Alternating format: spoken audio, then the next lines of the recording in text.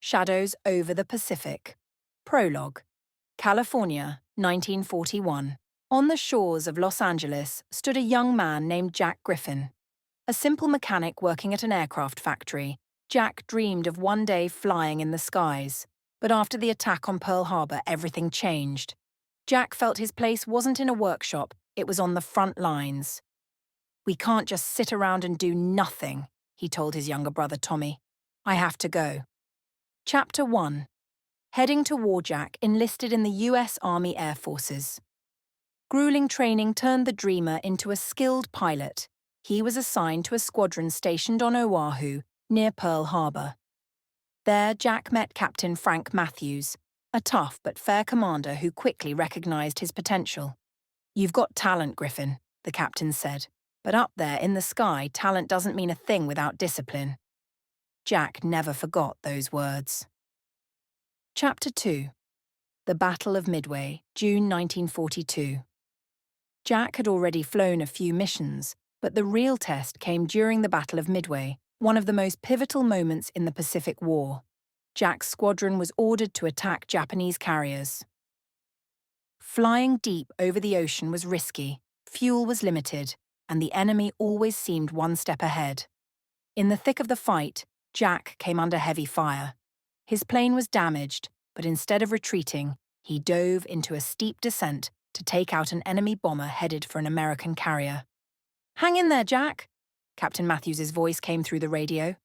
Jack scored the hit, but his plane lost control.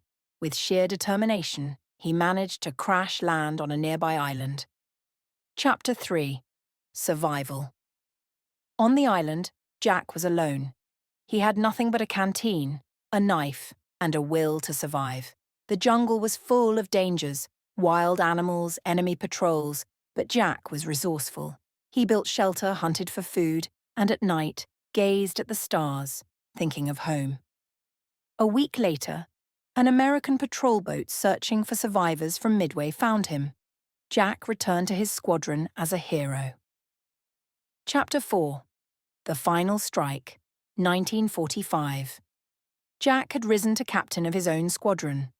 The war was nearing its end, but one last mission remained: a bombing run on a critical enemy target in Japan. It was a high-stakes mission that could easily be his last. The flights were grueling, and the enemy fought fiercely. Leading his squadron through heavy anti-aircraft fire, Jack thought of his brother Tommy back home, working at the factory, building the parts that made these missions possible. "This isn't just my fight," he told himself. "This is everyone's fight." The mission was a success. When Jack returned to base, he heard the news. The war was over. Epilogue. After the war, Jack returned to California. He opened a flight school teaching young pilots how to soar through the skies. In his classroom hung a map of the Pacific with a simple inscription beneath it: "Courage breeds victory." For Jack, Frank, and millions of others, the war was proof that even in the face of overwhelming odds, people can stand together, fight, and win. Chapter 5. A Nation Rebuilds. Post-war America was booming. Returning soldiers were met with parades and opportunities, but for many, the transition back to civilian life wasn't easy. Jack Griffin, now a decorated veteran, found solace in his flight school. He threw himself into teaching, but the memories of the war, friends lost, battles fought, haunted him at night. One evening, as Jack cleaned his classroom, a familiar face appeared in the doorway. It was Captain Frank Matthews, now retired and dressed in civilian clothes. "Still flying high, Griffin?" Matthews said with a smirk. Jack laughed. "Trying to, sir. Or should I say Frank?" The two shared a drink, reminiscing about their time in the Pacific. Matthews spoke of an opportunity, a new government program focused on advancing aviation technology and training. "They're looking for experienced pilots to help shape the future," Matthews said. "You'd be perfect for it." Jack hesitated. He loved teaching young pilots, but the idea of contributing to something bigger, helping America stay ahead in the skies, sparked a fire in him. Chapter 6. Cold War Skies. By 1947, Jack was working with a newly formed organization that would later become the US Air Force. His role was to mentor a new generation of pilots and test experimental aircraft.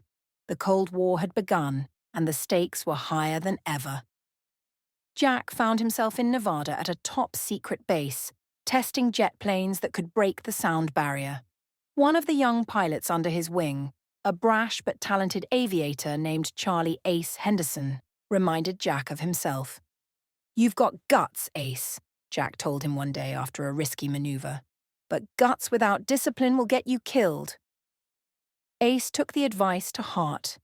The bond between the two grew, and Jack saw in Ace a reflection of the mentorship he'd received from Matthews.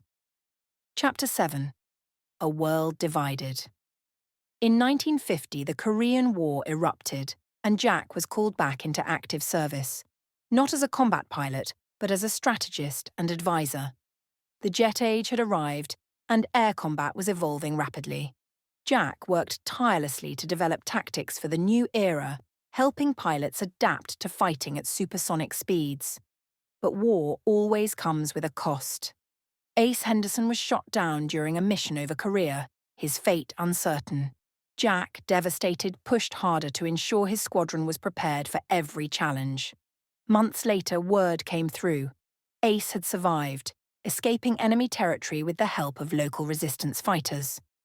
When he finally returned to base, bruised but alive, Jack embraced him like a son. "You're tougher than I gave you credit for," Jack said with a grin. Chapter 8. Building a Legacy. By 1955, Jack retired from active duty, but his contributions to aviation didn't stop. His flight school expanded, becoming one of the most respected training centers in the country. Former students of Griffin's Wings went on to become astronauts, test pilots, and leaders in the burgeoning space race. Jack's younger brother Tommy, now an engineer, joined him in the school, designing flight simulators and helping modernize the training programs.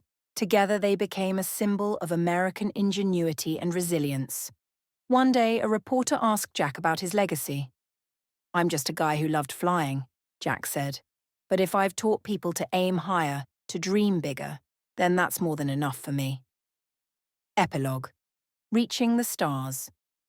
In 1969, as Jack watched the Apollo 11 moon landing on a grainy television screen, he felt a deep sense of pride.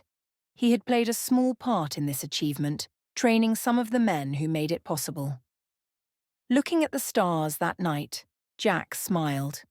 The war had taught him about sacrifice and courage, but the years since had shown him something even greater: the unyielding potential of humanity to rise above challenges and touch the heavens.